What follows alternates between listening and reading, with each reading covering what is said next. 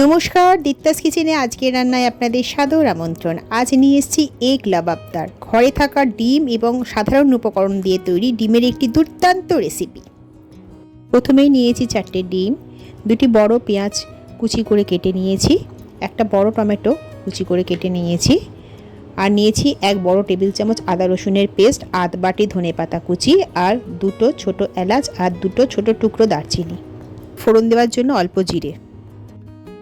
এই গ্যাসে একটা প্যান বসিয়ে প্যানটিকে ভালো করে গরম করে নিতে হবে। তারপরে তাতে বেশ পরিমাণ মতন সাদা তেল দিয়ে দিতে হবে।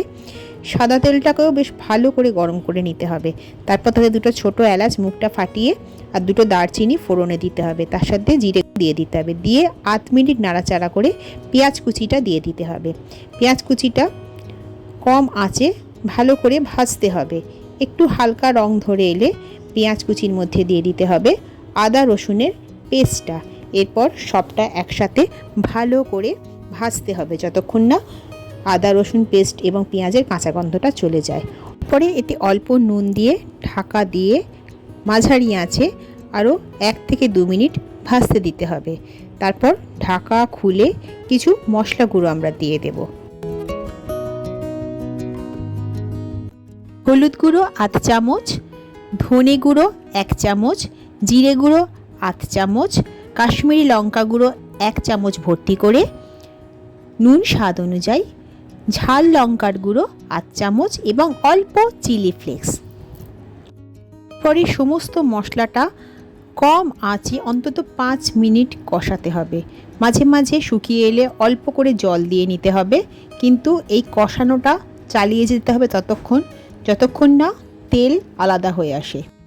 এরপর টমেটো কুচিটা দিয়ে দিতে হবে, দিয়ে আবার সবটা একসাথে কষাতে হবে যতক্ষণ টমেটোর একটু নরম না হয়ে আসে। এরপর জল দিয়ে ঢাকা দিয়ে আঁচ কমিয়ে মিনিট 3 রাখতে হবে। ঢাকা খুলে যদি দেখেন টমেটো নরম হয়ে এসেছে, তখন সেগুলোকে আস্তে আস্তে গ্রেভির সাথে মিশিয়ে দিতে হবে। যখন সবটা মিশে যাবে তখন দেবেন অল্প পরিমাণে চিনি। যেহেতু টমেটো দেওয়া হয়েছে তাই স্বাদ বুঝে মিষ্টি দেবেন।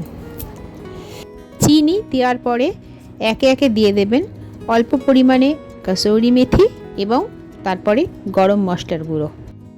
তারপরে সমস্ত মশলাটা মিশিয়ে নিয়ে অল্প নাড়াচাড়া করে আরও 1 থেকে 1.5 মিনিট এটাকে রাখতে হবে। তারপরে আস্তে আস্তে এক এক করে বাটিতে করে ডিমগুলোকে ভেঙে নিয়ে দিয়ে দিতে হবে। খুব সাবধানে ডিমটা এই গ্রেভির ওপরে আলতো করে দিতে হবে, ঠিক যেমন ছবিতে দেখছেন ঠিক সেইভাবেই। পরে ওপর থেকে অল্প নুন এবং গোলমরিচের গুঁড়ো ছড়িয়ে দিতে হবে প্রতিটা ডিমের ওপর, এবং অল্প ধনেপাতা কুচিও দিয়ে দিতে হবে। তারপরে ঢাকা দিয়ে মিনিট 2 কম আঁচে এটিকে রান্না করতে দিতে হবে। ঢাকা খুলে নিয়ে বাকি ধনেপাতার কুচিটা ওপর থেকে ছড়িয়ে দিতে হবে এবং ডিমগুলো প্রত্যেকটাকে আলাদা করে দিতে হবে। দেখুন যেভাবে ঠিক আমি আলাদা করছি সেইভাবে আলাদা করে দেবেন। এরপরে গ্যাস বন্ধ করে দেবেন এবং ডিমের এই অভূতপূর্ব রেসিপিটি পরিবেশনের জন্য একদম তৈরি। এটি খুব সহজেই তৈরি করা যায়, খুব কম সময়। রুটি, পরোটা, ভাত সবের সাথে এটি খাওয়া যেতে পারে। এই রেসিপিটি যদি আপনার ভালো লেগে থাকে তাহলে এটিকে লাইক করে দেবেন। খুব শীঘ্রই আরেকটি সুন্দর রেসিপি নিয়ে আপনাদের সাথে দেখা হবে, কথা দিচ্ছি। আজ তবে আসি, সবাই ভালো থাকবেন, আনন্দে থাকবেন। নমস্কার।